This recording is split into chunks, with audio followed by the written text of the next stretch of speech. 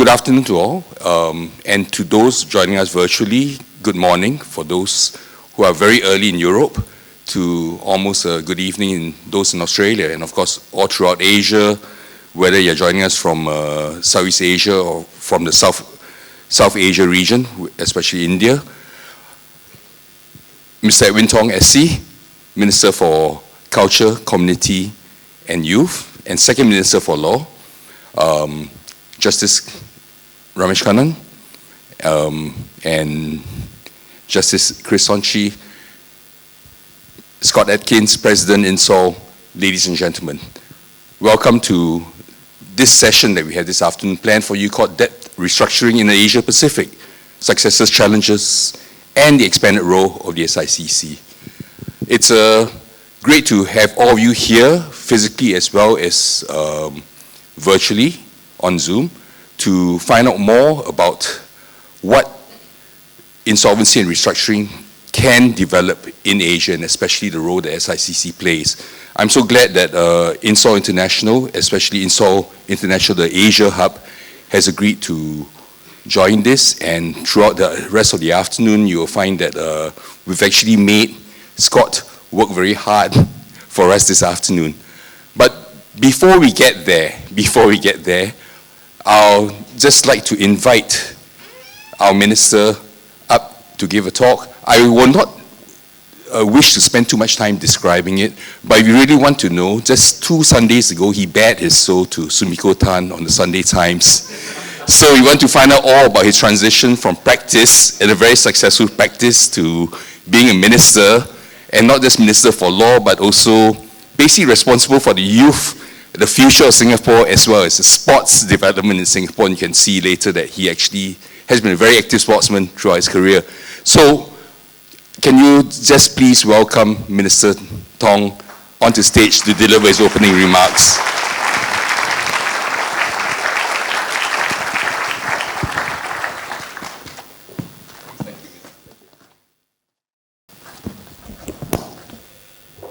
Thank you, Lawrence. I'm not sure about bearing my soul.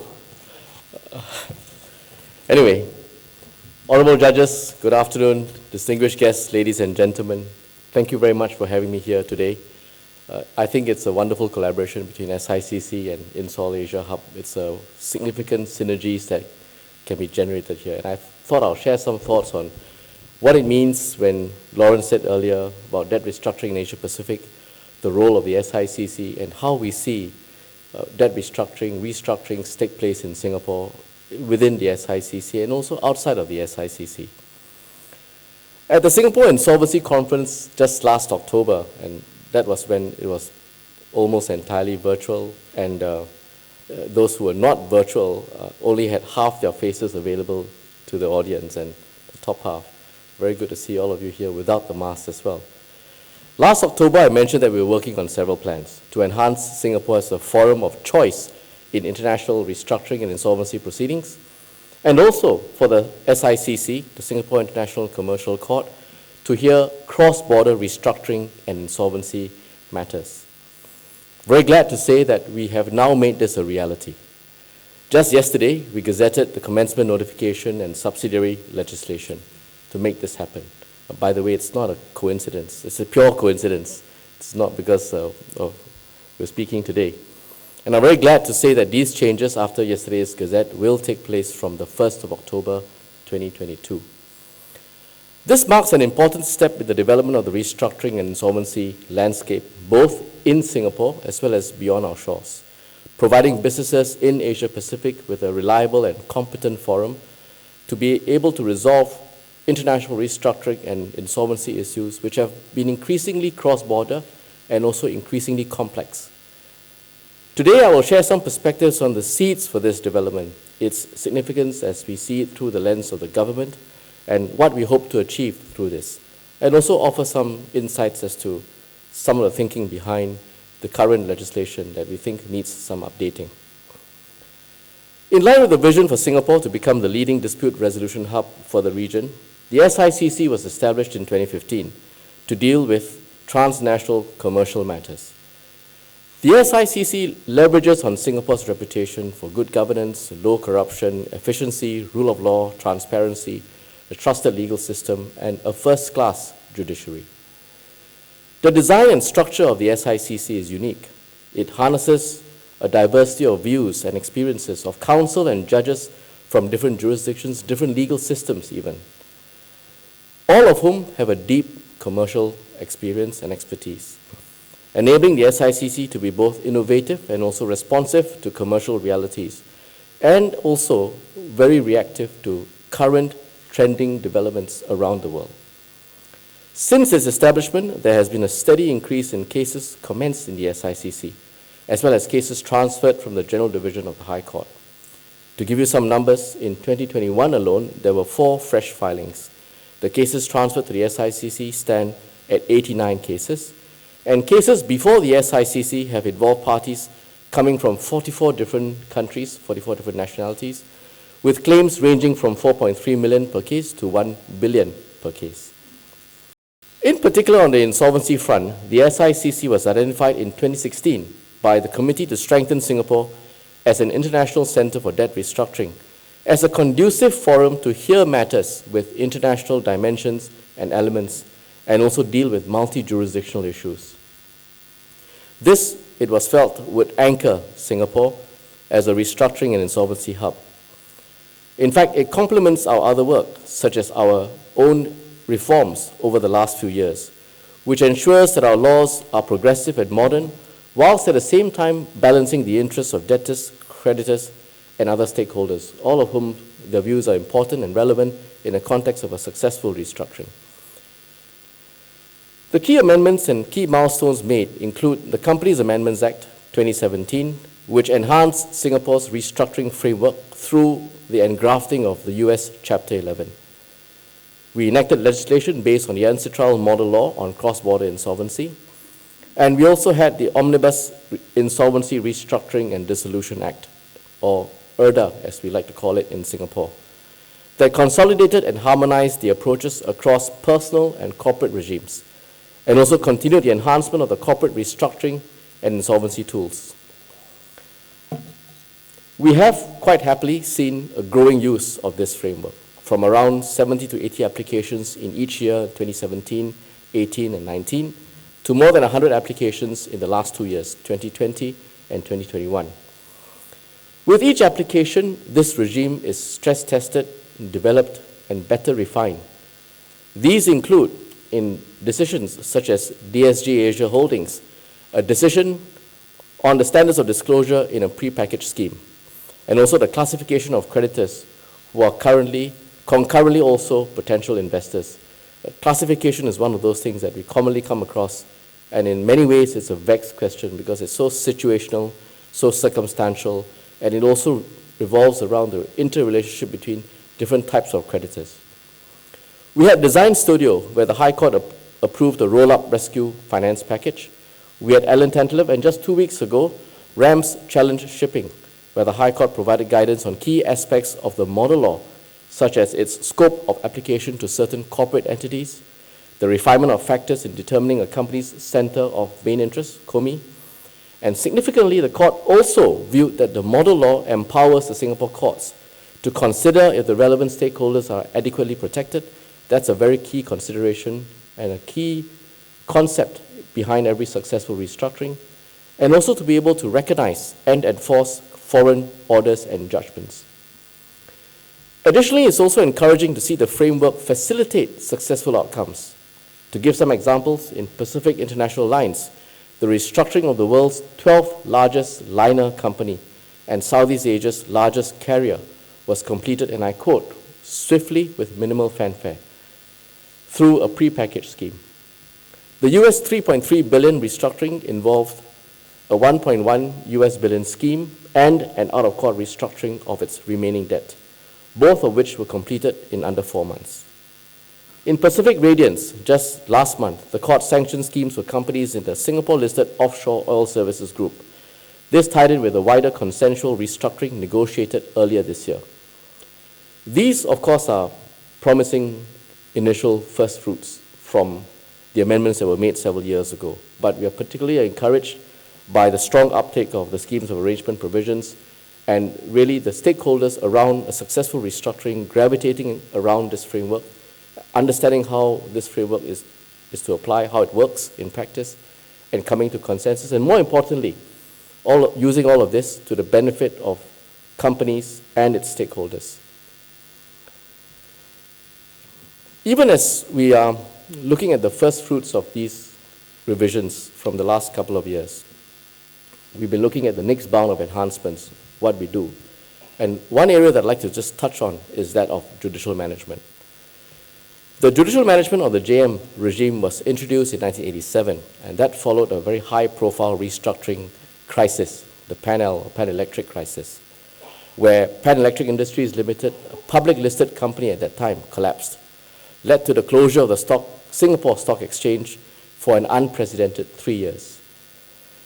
At the second reading of the bill, which introduced the JM regime, the then Minister for Finance, Dr. Richard Hu, said, and he explained the JM regime as such, and I quote, provides a legal framework that would, in a suitable case, enable the rescue of a potentially viable business and thus prevent a premature liquidation.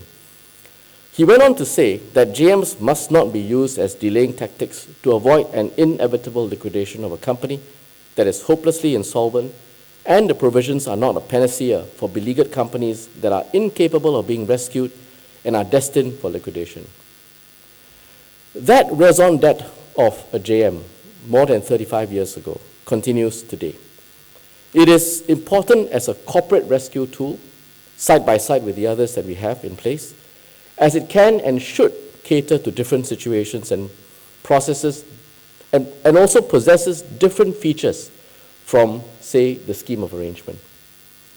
In particular, the JM provides for the office of a judicial manager, an external insolvency practitioner who is also an officer of the court, appointed to manage the affairs, the business, and the property of the company. This is useful when there is a need for an independent third party, such as perhaps when there might be misgivings over the ability of a company's management to oversee the restructuring, such in a scenario which makes a debt in possession not possible or not feasible, or where there are allegations of fraud concerning or revolving around the current management. The JM regime seeks to provide an alternative to liquidation in appropriate situations where one or more of three statutory purposes may be achieved: the survival of the company as a going concern, the whole or part of its undertaking, the approval of a scheme, or thirdly, a more advantageous realization of the company's assets or property than on a winding up. There were some recent JM cases which, perhaps with the benefit of hindsight, might have been more appropriately resolved under one or more of the other mechanisms available. In this vein, we intend to look at the JM regime again and strengthen it as a corporate rescue tool, ensuring that it is not used as an inevitable precursor to winding up. We have made some changes over the years, such as creating entry into JM by way of creditors' resolution, and also introduce rescue financing. But to unlock its full potential and to realize the raison d'etre behind a judicial management regime, we will undertake a root and branch study, including to look at the types of applicants that are suitable for JM, funneling into JM viable companies with reasonable prospects of rehabilitation. Also tailoring the judicial manager's expertise and domain knowledge to the specific debtor, particularly where the debtor operates a highly specialized business or operates in a highly specialized industry. The entire schema of the JM regime must be predisposed towards achieving rehabilitation or one of the three statutory purposes, and we will consider the appropriate amendments to drive towards this outcome. We intend for the JM to complement the schemes of arrangement, providing a more complete suite of robust tools for different circumstances available for restructuring. Next, let me touch on the SICC as a conducive forum for insolvency matters and why I believe that is the case. As we move ahead, the SICC is going to be an increasingly important piece in the broader efforts to enhance Singapore as a forum of choice. The SICC will provide a conducive forum for cross-border restructuring and insolvency matters, and also attract parties who might not have otherwise come into Singapore to have their matters resolved, have their restructurings done in or from Singapore. These matters typically often involve multi-jurisdiction, transnational, complex, and also highly interconnected and interdependent issues with a good mix of foreign and local law, and of course a mix of fact and law as well in many of these cases. In such cases, there are typically different laws at play. For instance, the party's chosen governing law applying to the relevant contracts. The insolvency law where the proceedings are opened up, the lex fori, or other insolvency laws where the debtor has assets in or connections to. There are likely to be situations where these laws and their application to facts do not align perfectly. In fact, sometimes they outright conflict with one another. Resolving this in an efficient and commercially sensitive matter necessitates careful and expert treatment. Naturally, this will benefit from the expertise and insight of judges and practitioners from the local and foreign jurisdictions. It is in this regard that I believe the SICC can be a strong, natural, convenient, conducive forum. For these reasons. First, the cases would be able to draw on the vast expertise and the deep experience of the SICC bench. This includes international judges, many of whom were leading commercial judges from civil and common law traditions. Judge Christopher Sontchi, sitting here in the first row here, who many of you here would be familiar with, was recently appointed as an international judge. Prior to his appointment as international judge, Judge Sontchi was sitting in the U.S. Bankruptcy Court for the District of Delaware since 2006 and served as its chief judge from 2018 to June 2021. Second, the SICC is uniquely positioned to deal with foreign law issues, which commonly arise in cross-border matters. In fact, large-scale restructurings now typically, more often than not, involve cross-border issues, therefore different types of law, and very often also different laws from different systems of law. The SICC's robust framework for international dispute resolution reinforces Singapore's ability to serve as a nodal jurisdiction for international restructurings and insolvencies. A key aspect behind this and why people choose a forum is, of course, enforceability. SICC judgments are judgments of the General Division of the High Court, and there is increasing recognition of Singapore proceedings by foreign courts. To take a few examples, the UK, where the restructuring moratorium was recognized in HNC as holdings. In Brazil, in respect of proceedings relating to foreign and Norwegian entity ProSafe and its Singaporean subsidiary ProSafe RIGS. In China, where the Xiamen Maritime Court in August 2021, based on the principle of reciprocity, recognized a judicial manager in Seeher Holdings. This provides assurance and confidence to parties that the restructuring efforts undertaken in Singapore will be effectively recognized overseas. Third, proceedings in the SICC can also benefit from its fair and practical processes, which are at once responsive to the needs and realities of international commerce and also reflective of international best practices. Specifically, the latest amendments to the SICC rules and other subsidiary legislation provide tailored processes. For instance, the new Order 23 capital A of the SICC rules, which provides rules for multi-party international restructurings and insolvency proceedings, something that best accords, or very commonly accords, with what happens on the ground and the reality. Fourth, foreign lawyers may, after permission is granted by the court, make submissions before the SICC on matters of foreign law and factual matters relating to the proceedings. This removes the need for the foreign lawyer to go through the process of proving the foreign law as an issue of fact. This framework is designed for use in conjunction with Singapore Counsel, who will make submissions on matters of Singapore law. Such a structure seeks to enable a more robust and holistic examination of issues of fact and law than would otherwise have been possible. Finally, lawyers representing clients in certain insolvency cases before the SICC will be able to enter into conditional fee agreements, or CFAs, with their clients, provided the insolvency proceedings is commenced in the SICC. Our framework in the Legal Profession Act and the Legal Profession Conditional Fee Arrangement Regulations 2022 supports the use of CFA in proceedings commenced in the SICC, while those proceedings remain in the SICC, and also appeals arising from those proceedings. For insolvency proceedings in the SICC, this is a notable and, in my view, a positive evolution. It will provide an additional funding option for debtors on top of the existing avenues for third-party funding that is currently available. It also levels the playing field for Singapore lawyers vis-à-vis their foreign counterparts by allowing them to also offer CFAs in the appropriate cases. Ultimately, our vision is for all cases heard in Singapore to be resolved in the most effective, efficient, transparent, and fair manner as possible, whether it is before the SICC or before the General Division of the High Court. Where the matter is intricately intertwined across jurisdictions, this would probably be a matter that would benefit from collaboration between local and foreign expertise in the SICC. In all other cases, as the default, the General Division will continue to be the first port of call. Let me now touch on the significance of SICC hearing cross-border insolvency matters, something I touched on earlier. This development, in my view, is timely because of today's economic development. For cross-border businesses whose operations are supported by a web of legal contracts, obligations, and liabilities across different jurisdictions, financial distress will trigger the search for a particular nodal jurisdiction. This is likely to be intensified in the midst of events taking place globally and regionally.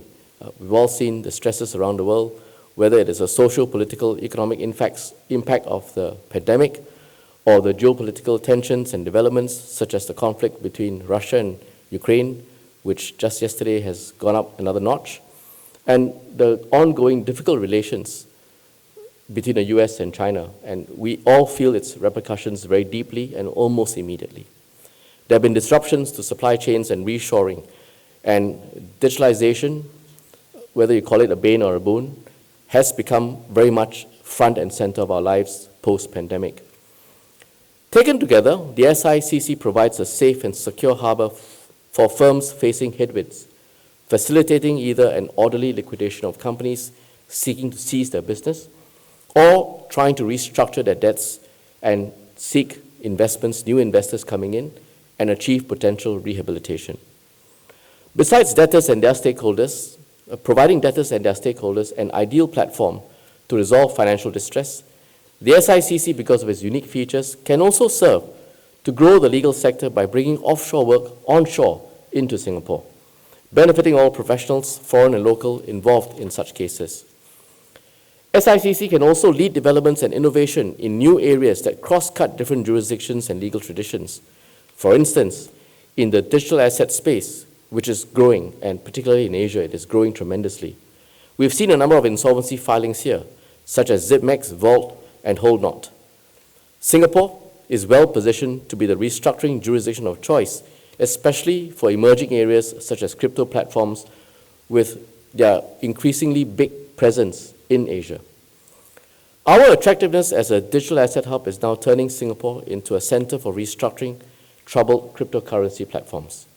This could not only translate into more opportunities for the insolvency community, but also facilitate Singapore's development as a hub for restructuring digital asset platforms.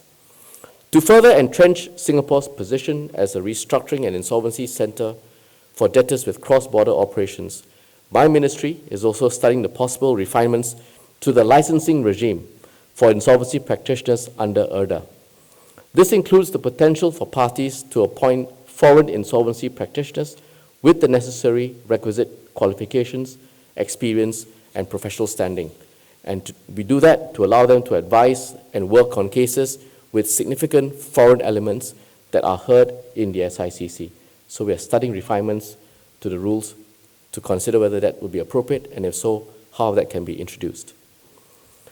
Finally, as I conclude, let me go back to the point I made earlier about how we are very grateful for an opportunity to be back in person here, face-to-face, on an occasion like this.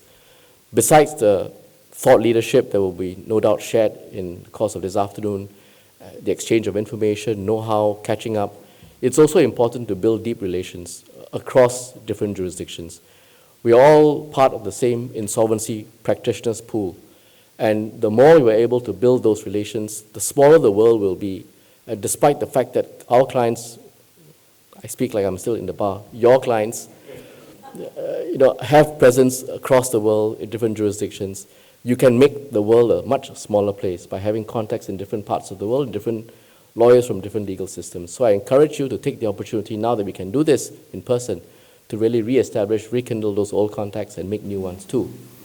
I would also say that over the years, Singapore has made it a point to ensure that our laws, not just insolvency or commercial laws, but our laws remain reflective of the business community's needs, to try and catch up every so often, to be able to stay ahead of the curve, to respond very quickly to the industry needs. And we could only do this because we have a really good relationship between government, the bench, the bar, members of academia, our foreign lawyers as well in there, because all of this feedback from the industry here gives us a very good sense and a very good radar as to what's coming up. And we do that very quickly, and we're able to change our position, change our laws to ensure that it is user-centric and that business users from around the world will see this as a positive development.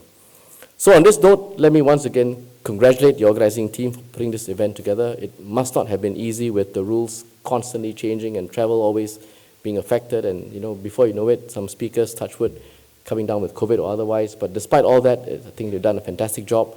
I had a quick look at the program. I think you all benefit from the insights from the learned speakers, and I think it's a very useful occasion to come back together to fraternize in this wonderful insolvency practitioners industry here. So thank you very much once again for having me here, and I wish you a very good day ahead.